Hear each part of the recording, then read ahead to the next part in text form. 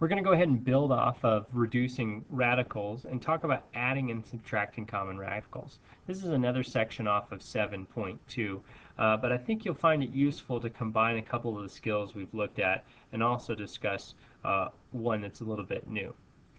In our first problem, we're going to look at the quantity of y times the square root of 25y minus the square root of 4y cubed. What we're going to do is break this down before we build it back up, and we're going to look at what happens to this 25y. So this y is going to come down, the first one, but let's go ahead and split this product into its factors. And I'm going to say that that's the square root of 25 times the square root of y.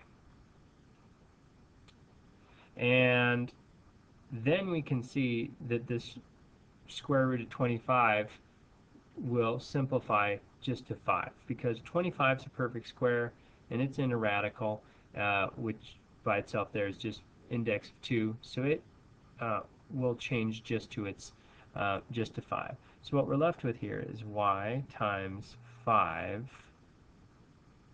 roots of y. Now let's take a look at what happens over here. The same thing's going to happen. Remember, this is subtraction though, so we're going to have the square root of 4 times, now I'm going to break this down because you know you want to get an index of 2, okay, or something related to that number. So that being said, I'm going to break y cubed into y squared because it's a perfect square, and y. So this will do a couple things for us. Next, this is going to leave 2y square roots of y. You can see that because this term right here, okay, this y squared term, when you take the square root of it, becomes this guy right there. And then the square root of 4 becomes 2. So let's go ahead and rearrange our terms a little bit just so we're on the same boat. And we're in this first term, we have 5y roots of y. And in the second one, we're subtracting 2y roots of y.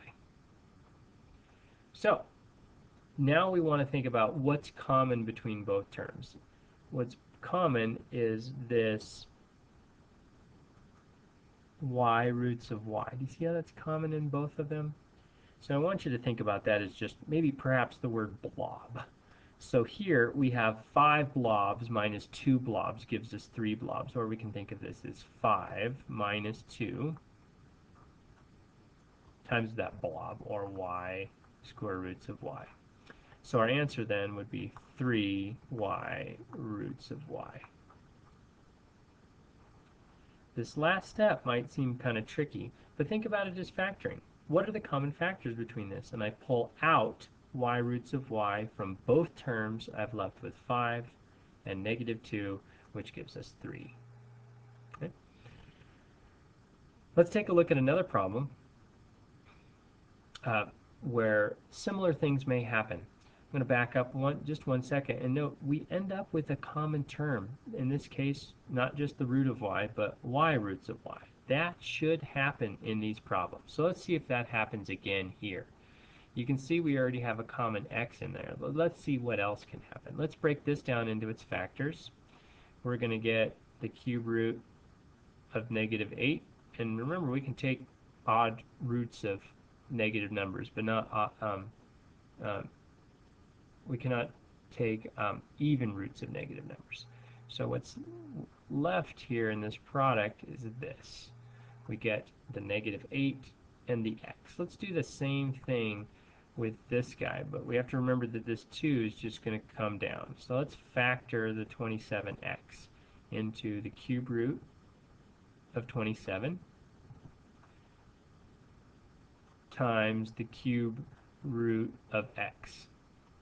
You see we're already starting to form this common third root of x. But let's go ahead and simplify it. This one's going to be, the cube root of negative 8 is negative 2, so we replace that.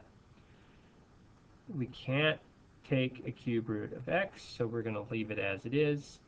And then we're going to take the 2 comes down. Cube root of 27 is 3, and the cube root of x is, well, still the cube root of x. So let's simplify and combine terms. So we have negative 2 cube roots of x, not changing anything there, I'm just bringing it down. I'm going to do this product now. 6 cube roots of x. Now we can do the same thing as we did in the last problem, is look for the common terms. The common terms in this problem is just the cube root of x and the cube root of x. Okay, so if you think of them as blobs or whatever you want, we have -2 blobs plus 6 blobs give us 4 blobs. Okay, so our answer here is just 4 cube roots of x. I'm going to show you if I factored that out. I'm going to take this term and pull it out of both of them. Okay, if I did that, I might write it a little differently, but what I would get over here would be, let's pull out the cube root of x. It's common between both terms, and what you'd be left with is a -2 in the first term and +6 in the second term. And when we simplified that and reduced it, and put the numbers in front of exponents, which is what we traditionally do, you would get your answer of 4 cube roots of x. Okay, so I've just taken a little time to explain another reason why this is true, but I want you to see the common terms and just add the coefficients. Resist the temptation to add or multiply the common terms as well.